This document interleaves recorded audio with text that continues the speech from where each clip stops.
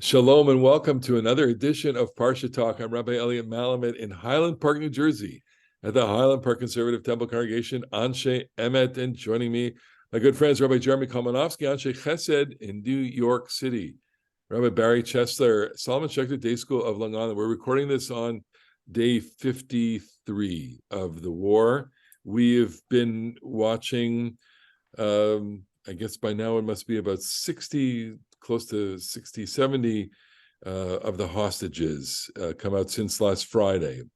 These are heart-wrenching scenes. They're so hard to watch. They're so hard to talk about, and they elicit so many different kinds of emotions from us. On the one hand, sense of relief for the families and a sense of anguish for the families that are still waiting, and the kinds of things that we're hearing, the kinds of and sometimes those are the same family, and they're the where things they release parts of a family. absolutely. And it's striking to me that the unstinting nature of the brutality involved, that they would release part of a family. Yeah. I just want to, maybe we'll talk about this for a second, because it's, ever since the rally, which the three of us were at, and really since the beginning of the war, we are encountering, Klal Yisrael in a new set of ways. Of course, we're all going through this, depending on the valence that we have towards Israel and the connection and the sense that we share destiny and we share in the trauma, and yet by geography we are orbits away from this. We don't live in this. And Jeremy, you were there, and you spoke about this. I mean, the trip is still with you, obviously. I mean, it's going to stay with you forever, almost. I mean, sure. And our sense of how to navigate our feeling and our sense of connectedness to Israel, I think, is given that we are not directly seeing or experiencing this in our own environment. I think that's one of the issues.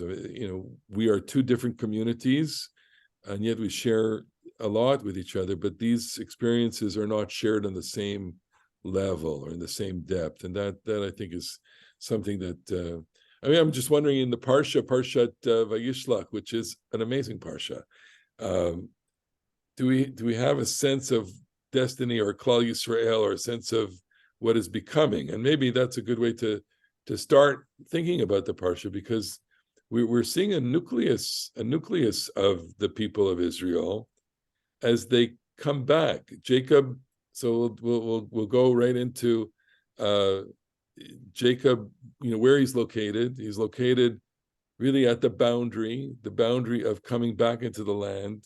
And prior to coming back into the land, he sends a set of messengers to see, or to interact with Esau, and he's scared.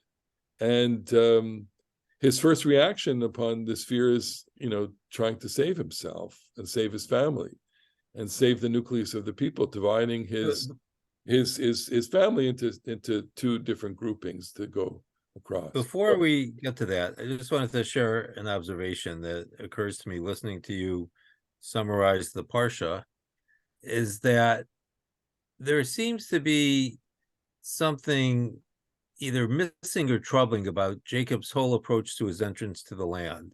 He hasn't seen his brother for 20 years, and he's fearful that bad things are going to happen.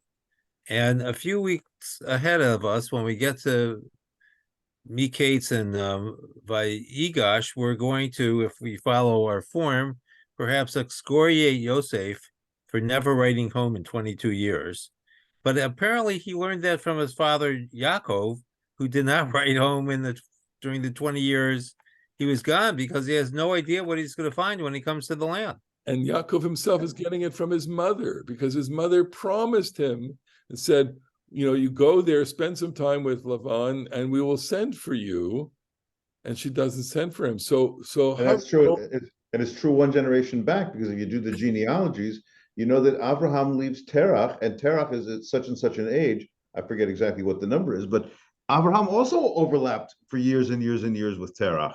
So this is crazy. We have this kabedet avicha vet imecha, this filial piety religion, when in point of fact, each one of these stories, if you run the narrative closely, you discover that everybody left their parents. Well, what you're saying is that there's a breakdown. Each generation. Well, it provides though for a nice punt because we understand kaved avicha v'erimecha as honor your parents, and they apparently understand that their parents are too much of a burden. Kaved. Kaved. Okay. Well, okay. So here he's faced with the peril of whether or not there'll be a future, because he's afraid of his brother. And the Torah is I think the Torah is sympathetic to Esau. The rabbis are definitely not sympathetic to Esau. We can talk about that for a second. But Esau seems to have forgotten everything, or seems to have set everything aside, because we're glossing over the wrestling match. We've talked about that in the past, and the parade of gifts before Esau, and that all has some coded messages to Esau. But if you go to the scene where they meet, which is chapter 33, verse 4, Vayarotz Esau likrato. Esau runs to greet Jacob. Vayichabkehu. He hugs him. Vayipol al tzavarav. He falls on his neck. Vayishakehu. Vayivku.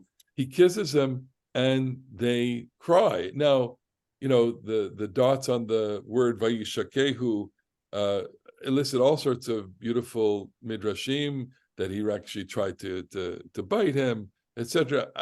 If we set all of that aside for a second, it's on the face of the text, it's a brother hugging a brother, and the two of them crying, and it's left to us as the reader, the audience, really, to try and interpret this moment, and I think we are allowed to have a little bit of sympathy for Esau and say, he has left his animosity, and we're allowed to have a little suspicion of Jacob and say that he's relieved also. But I would draw it a little more sharply, because I think what this parsha emphasizes is how out of character Esau's anger was in the previous parsha.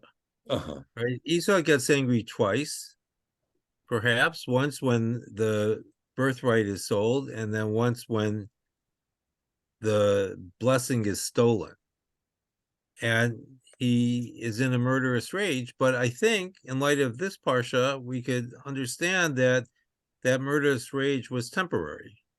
It was in the moment, and he calmed down a lot more quickly than his brother Yaakov did, who seemed to harbor concern for 20 years, which is going to come out into the open in this parsha.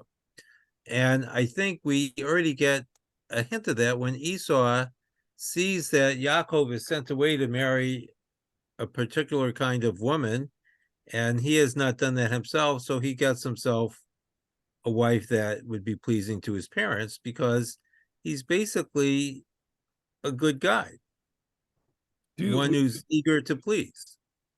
Do you read in the running towards Jacob by Yaros Esav Likrato in line with impulsivity? Is it, I once heard a scholar talk about Esav as someone who is a child with differences. That is to say, impulsive behaviors, and other kinds of things that we would associate with a child with specific behavioral differences.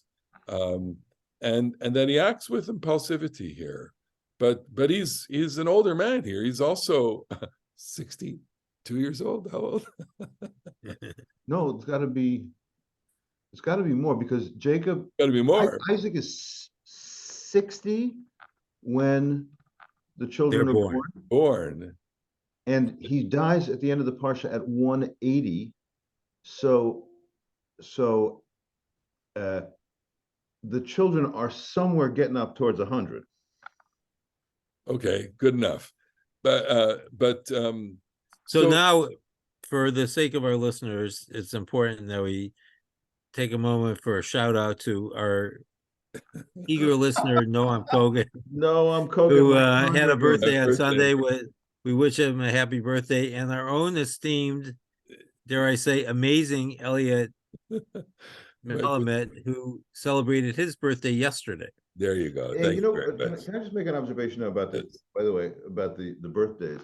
So, okay, at one level, maybe we don't want to be too specific about, what happens or what we think. We don't have to parse the numbers that closely, but Isaac says, "Oh, I'm growing old. I'm about to die. Let me give you this blessing before I die." And it's at least 40 years later that he actually dies. 100 years later. I'm sorry, 80 years later. He dies at 180, and he's 100 years old when I don't know that it said that I don't it said a date, but it's a long time. a long time. So Isaac's feeling like I'm gonna die, and Esau, maybe there's another parallel between Esau and Isaac, his father. Esau, when he sells the birthright, he says, "I'm gonna starve to death right now," and I'm gonna kill Jacob right now. So the impulsivity thing makes a certain degree of sense, but we have to say, and we can say that the Torah is somehow the real Esau, and the rabbis misprize it or is interpreted unkindly. I think the opposite is true. I think that the audience for a Torah story knows that we're on Jacob's side and we don't like Esau, and yet the Torah is so sympathetic to him, and portrays him, in fact, in the end of the time, not as somebody who really came to bite his brother, but somebody who maybe he was impulsive, maybe he wasn't that thoughtful, maybe he came with 400 men to inspire fear, but then when he finally sees him, his heart just melts, and he says, "Brother." So it's interesting, and just on this note, Esau does undergo a tremendous transformation, because he starts out as a hunter, and he appears in this scene with 400 men. It's either a gang, a small army, or whatever. And then by the end of the Parsha, when we get the whole list of genealogies, he very much is a founder of a nation, a patriarch, and a family man. He goes off to a different land, and there he lives in a land and lives very much as one of the nations that is spawned by Abraham, his grandfather. So it's a tremendous transformation in that character as well. Correct. And I also think that Jacob gives him this tremendous, or tries to offer him this tremendous gift of lots and lots and lots of animals, lots of livestock.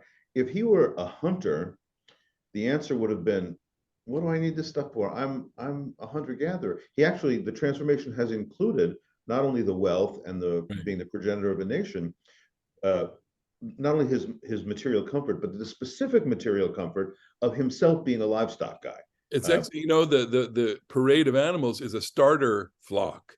These are starter flocks for him, that if he knows how to husband these animals, he can become as prosperous as Jacob.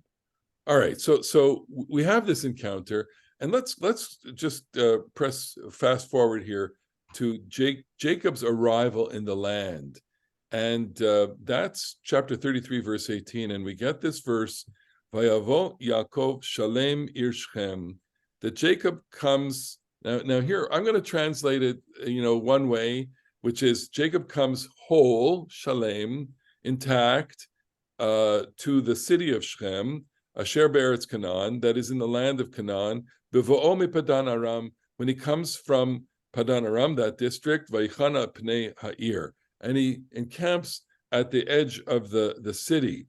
And I'm hesitant to affirm that translation, only because you can translate it also as Jacob arrived to the city Shalem, which is the city of Shechem, so that we have a debate as to what that word Shalem means. Is he whole, intact? 1 second. Or is Shalem the name of a city? Shalem, the name of a city, that's the commentary of Rashbam, and Shalem, the commentary of the rabbis, mostly encapsulated by Rashi, that he is whole in body, whole in property, and whole in his Torah. So what exactly is happening here? What I would suggest to you is that this is a fascinating kind of doublet that we have not yet really seen. So you point out that Shalem lends itself to two different interpretations. It could be an adverb, I guess, peacefully, or it could be the name of a city. But Shechem is not just the name of a city, it's the name of a person. Yes. And if we understand Shechem as the person who's going to appear in chapter 34 as the involved party in the story of Dinah, shall we say, suggests that it should be Shalem in the sense of he arrived in peace, because it's going to set up the direct conflict which what ensues, because the story does not end peacefully, and Shechem is going to rest in peace after he's violently murdered. So I want to say I could have it both ways. I want to say that there is something in Jacob's arrival that we get the sense that he's really whole here. After having made the rapprochement with his brother, things are okay for him. And that from this moment on, literally from this moment on, everything does go downhill for him. In this story, his daughter is raped. His sons commit a massacre. His wife will die in childbirth. His eldest son will cohabit with his concubine, and then we haven't even started with Joseph and the conflicts that will ensue with the brothers. So is this the high point of his life, or is this? I mean, that's reading Shalem as the high point of his life. Or is this, arrival? Is this simply arrival? And are we really talking about geography here and not emotion? Or can you separate the two? I'm not sure. It's a kind of spiritual geography. It's not just about place. It's about where his head is at as well, a metaphorical place. Yeah. Because when, part of the problem here is that the family, such as it is, which has been 3 generations in the land, more or less, Abraham, Yitzchak, and Yaakov, are not settled in the land. They don't have a place yet to call their own above ground. They have the cave for their just desserts, as it were, but they do not have a place that they call their own. And there are other people in the land, and those people come in a variety of hues. Because at the end of the story of Dinah, after the massacre, Jacob says that, I'm going to be considered lowly or disgusting. He makes it to acquire land in this story, but he buys Shechem, right? He buys the field. He buys a field next to it, and I think that's very significant. He does not want to live inside the city. It says very clearly, Vayichan et pnei ha'ir, he goes to the limit of the city, but he's at the outside of the city, which is similar. Well, there's a great irony here. Yeah. Sorry. Because cities are identified with Cain. Yeah. Who is the first murderer. Exactly. And so he's being oppositional to city culture. He is remaining as a pastoral nomad, a shepherd, which with all of the connotations of a shepherd, freedom, a little bit of independence, etc., and not wanting the trappings of wealth and power that are found in the cities. And then it says, Vayatzev sham mizbeach, he builds an altar, Vayikra lo El Elohei Yisrael, and he names the altar. And it's interesting. What would you do? You have a large clan of people. You build your camp and you build an altar, and then you display that to the people in the city, right? And it's your God versus their pagan gods, basically. So he is making a bit of a statement here. He is, establishing his title. He's establishing a position. And then it's precisely at that moment that we read the next verse, which is Vatetse Dinah bat Leah, that Dinah goes out, Dinah, daughter of Leah, goes out, Asher Yalda Yaakov. So the Torah is very specific about who she is. then it's lirot bivnot haaretz. She goes and she's looking at the daughters of the land. The daughters of the land. What do you think she's looking for here? What? How do you interpret that verse, Jeremy? Want to Companionship. What's that? Companionship. She's the only girl of her generation in Jacob's family. Sure. It must be like kind that. of lonely. I like that too. I think that I think that that's a nice and very attractive reading, that she's looking for feminine friends. Right, because she lives in a masculine environment, 11 brothers at this point, and a father, and the four women are still, very much around, but these women have been But a different generation. a different generation, right? And there may or may not be, who knows, what other female presence there is here, but they're certainly not. They're not named, and they're not presented here. She's alone. Yeah, Massive statistical improbability that there's all these male children and only one female child. But well, yeah, okay. I just heard of a family where there were 10 daughters born to them, so it happens. I mean, each one is a 50-50. Each one is a exactly. 50-50. So you never know. Yeah, All right. but it's a little bit statistically improbable, but it's fine, but I do think that reading it now as a 21st century person, but Teseli wrote Bivnot Haaretz, she goes out to see them, like there's a certain kind of story that's a masculine story, and maybe she's just looking for her own feminine story that the Torah doesn't really. I mean, it's a little unfair because Rachel and Leah is a feminine story. Their rivalry, their the complicated sister relationship, that's not a story totally lacking in, if probably not written by women themselves, but not lacking in sensitivity to some of the social dynamics. But I'm attracted to the thought that Dinah just goes out, she doesn't have to engage in a conversation about your descendants will be as mighty as the stars in the sky. She's just looking for friends. So if Bereshit is about, as one of its main themes, a siblinghood, mostly in the guise of brothers, although Rachel and Leah, make this theme in sisters.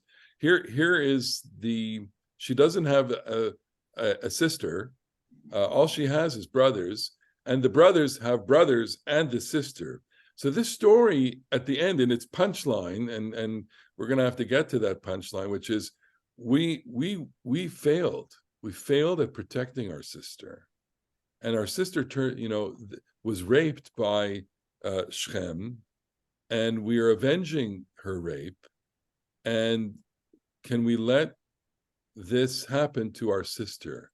It's such a profound and crushing line on so many levels, and I don't even want to, barreling towards us is the experience that we are in right now, where we are enraged by what an enemy did to us, and we have launched a war based on what an enemy has done to us, to utterly destroy that enemy on all them with moral justification. And here, we have this moment where the two brothers make this claim, Shimon and Levi make this claim, because we didn't protect our sister. She is our sister. She has to remain our sister, and we've rescued our sister. And how she goes on, we don't know. We don't know anything about her afterwards. I don't know. Can I just say something that what you just said awakens in me. I met with a conversion candidate today who is from India, and we're just talking about what part of her life what part of her own culture she can retain if she becomes a Jew, and what part does she have to put aside. And she's like, there's some holidays that I really want to. So we have this holiday called Rakhi, Rakhi, which I'd never heard of, and she's very close with her own natal family. And she said this is a holiday of a gesture where brothers and sisters exchange bracelets to signify a protective relationship that a brother has towards a sister. Right. And when you say it, when you described it, Elliot, this way, you know, and this woman said, listen, I can't imagine not having Rocky with my brother. So when you said it this way, you know, Shimon and Levi, who well, we can tell the story a little bit clearer for those of our listeners who maybe don't know the story. They respond with overwhelming violent rage, and I never really thought about that what they're dealing with is not only the, you know, the alliances and the geopolitics, it's their guilt that they just fell down on the job. But it's also, I think, it's fair to understand the guilt as being misplaced. And I was thinking about this in connection with the story of the selling of the birthright. And I think, Elliot, it was you who mentioned the 5 verbs in quick succession that during one of our podcasts, yes. Yeah. And I don't remember the 4 verbs, but the last one is vayivez et b'chorato, something like that. That he despised his birthright. But what's striking about that phrase is that is clearly a narrative intrusion. That's not Esau.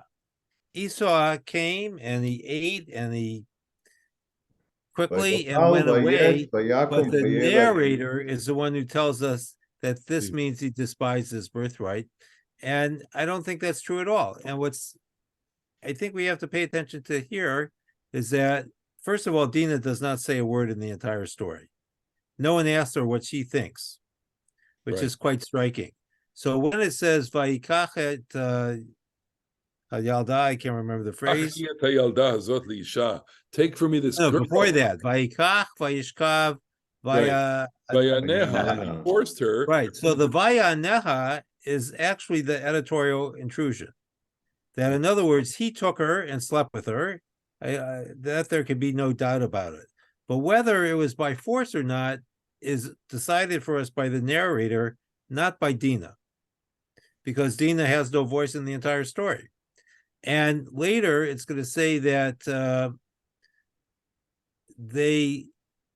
their sister was made impure, which is also, if not the narrator, then it's the view of Shimon and Levi. It's not Dinah's view. And the last thing I would point out is that there's 3 takings of Dinah in the story. She is taken and slept with by Shechem. Shechem says to his father, take her for me as a wife. And then the brothers take her when they murder all the people in the town. And she has no voice in the entire story, which is actually stunning. It's stunning when you compare it to Rivka under totally different circumstances, who, when asked, will you go with these men? And she says, Elech, I'll go. So she is the matriarch that's given a voice. And of course, Sarah, as well in other circumstances, but not as determinative as Rebecca is. Yes, you're quite right. Dinah is passive to all of this, even though the first word of that story about Tetze Dinah bat Leah, that's the active. She's activating herself in an exploratory journey to seek out either companionship or to satisfy curiosity. You know, we could invest all sorts of motivations for her by going out. The very fact that the father has encamped outside of a city may have left her with tremendous curiosity. How do these people live? I am the only girl here. How do they live, and what's going on there? And her luck that she's attractive, and that this how shall we describe Shechem? A dullard, ogre, let's use the words yucky. He's a yucky person, right? Very sophisticated word. A manuval. Okay, he's really a despicable person, and he rapes her, but he loves her. Okay, the words are, Vayaneha. I'm not sure I agree with you, by the way, Para, but I will leave that for another time. That it's editorializing or the narrator. Okay, fine. But there are three sets of verb. Vayikach vayishka vayaneha, vatidbak nafsho, vayehav, vayidaber alev v'nar. He's trying to be gentle. First he rapes her, and then he talks to her. Alev, he's gentle to her. It's almost absurd, no? I mean, and so she's passive. And the brothers understand that something terrible happened here, because the word comes back to them that they want to marry. That Shechem wants to marry her, and they can't handle this. Well, at some level, this is a polemic about intermarriage too. Yes. I mean, so we know that the Bible does generally view very dimly, intermarriage, and it always thinks that it's going to be, result in idol worship and everything, and just the translation of Vayaneha as he lay with her by force. We are reading into it, and I'm not saying this is wrong to read into it, that the concern has to do with, a lack of consent or whatever, physical violence. It says he humbled her, Vayaneha, or he afflicted her. Abused. Abused. But I just saying that the translation of he lay with her by force is a not unreasonable, but not exactly what the word itself means. He afflicted her. And so the question about when his soul cleaves to her and he speaks to her heart, is it an absurdity, like a terrible attacker who now tries to say something nice, which is an absurdity? Is he trying to make up? But we don't know what her response is. He speaks to her heart. Does that mean that he tries to speak to her heart and fails? Does it mean he speaks to her heart and succeeds, and somehow her heart responds to him? I don't know any of those things. We don't know any of that. And she's a girl. She's just a little girl. She's referred to as Hayalda, Hanara. I mean, what could that mean? That she may not have any kind of she certainly doesn't have agency here.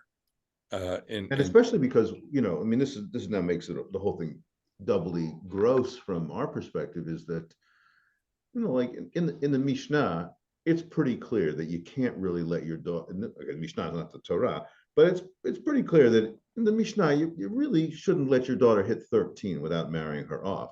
So what is she like? Is she 9? What is she? Yeah, but I think we have to remember one thing. So in her family, who can she actually marry? It would seem, based on the little that we're given here, is if she does not marry Shechem, she will never get married, because there are no eligible men of her family. Otherwise, she has all the men in the story are her brothers. Nobody's sending her to Mesopotamia. Exactly. Yes. Right. Well, all the brothers end up marrying Canaanites themselves. Well, it's a little bit different. Yeah. I mean, without playing the gender card, that we know that the men will produce other men of the tribe. Yeah. Women produce men of their husband's tribe. So she's nowhere to go. Yeah. So let's maybe cut to the chase here. So there has been an inui. There has been vayaneha. There has been some sort of assault, some sort of affliction, some sort of abuse. And we are left at least a little bit in the dark as to whether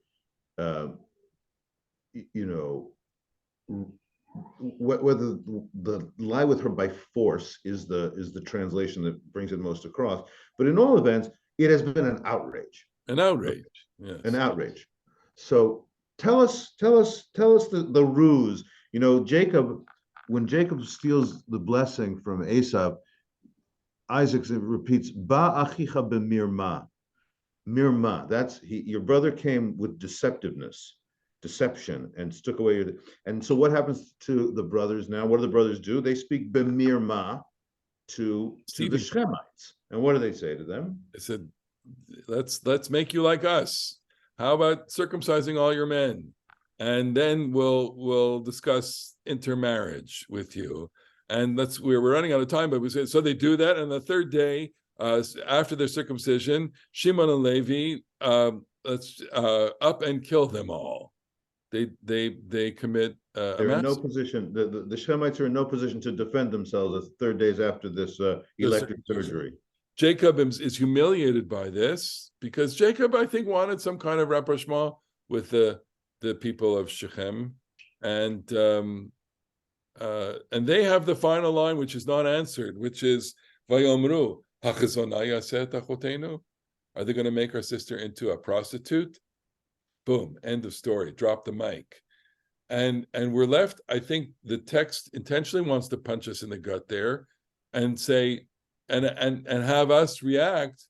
Well, how would you react to that? How would you react to that if your daughter or your sister were? What would go through your mind? Is the proper question, well, should we form a pact and a bond with these people, or are we never going to live with these people? And this is rage. This is about the inability to find the breakdown of any kind of accommodation here. Well, it's maybe not exactly the last word though, because so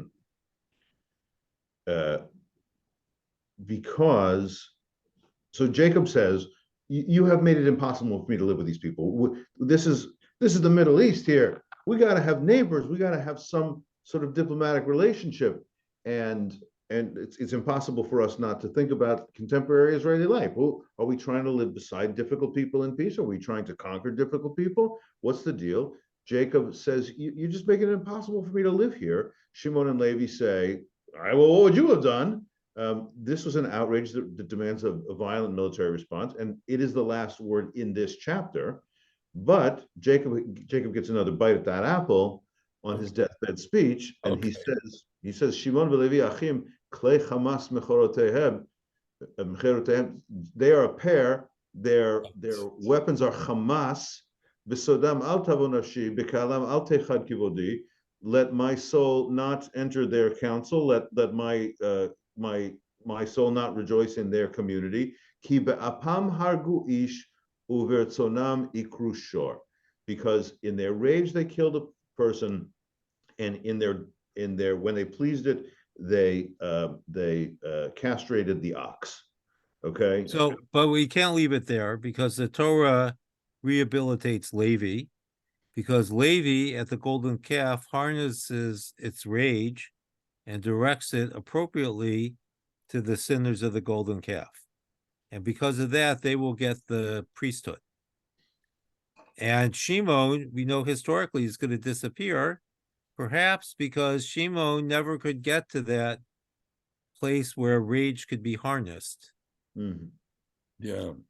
Well, interesting how the story plays itself out in later biblical stories, and here it's left hanging, and that's where we have to leave the conversation too, because we're out of time. The narrative is left hanging, and we're going to shift to a totally different story. And I want to say I'm kind of glad we're going to go to Joseph, because we love Joseph very much, and we're going to encounter him next time, despite all of the complexities of his life. But we've left this Yaakov here in this moment of his character development. He's not so shalem anymore. He's not so whole. He's breaking apart. There's a lot of fragmentation in his character even after this moment as well. But we want to just reach out to everybody with the comfort and the experiences of Klal Yisrael at this time, and basically here is a parsha where we see just how complicated it is, how difficult and challenging it is on so many levels, and we're glad that the Torah offers us a way to live inside a different kind of complexity that's part of what it means to be a member of this people. So, in that sense, I guess we're all going to wish each other a Shabbat Shalom, and to our listeners, watchers, we're thankful for you. Wish you a good Shabbat. I hope to see you next week on another edition of Parasha Talk. Shabbat Shalom. Shabbat Shalom.